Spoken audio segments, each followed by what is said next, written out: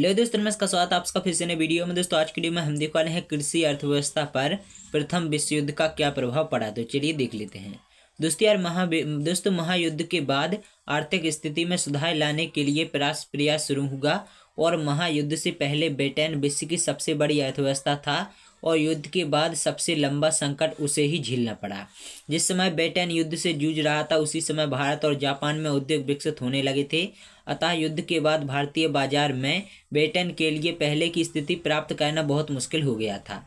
Britain को अब Japan से भी मुकाबला करना था और युद्ध के खर्चों की भरपाई के लिए ब्रिटेन ने अमेरिका से जमकर कर्ज लिया था और इसका परिणाम यह हुआ कि युद्ध की समाप्ति तक ब्रिटेन कर्जों से दब चुका था और आर्थिक सुधारों की प्रक्रिया यहाँ से प्रारंभ हुई।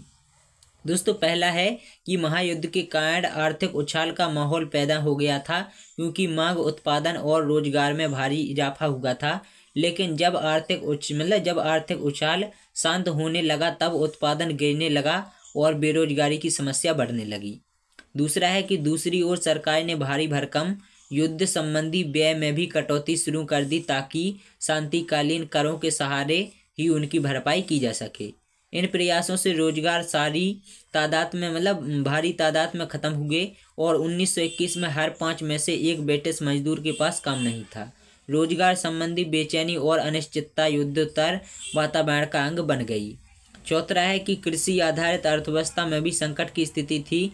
युद्ध से पहले पूर्वी यूरोप विश्व बाजार में गेहूं की आपूर्ति करने वाला एक बड़ा केंद्र था और युद्ध के दौरान यह आपूर्ति अस्त व्यस्त हो गई थी। कनाडा, अमेरिका और ऑस्ट्रेलिया में गेहूं की पैदावार अचानक बढ़ने लगी।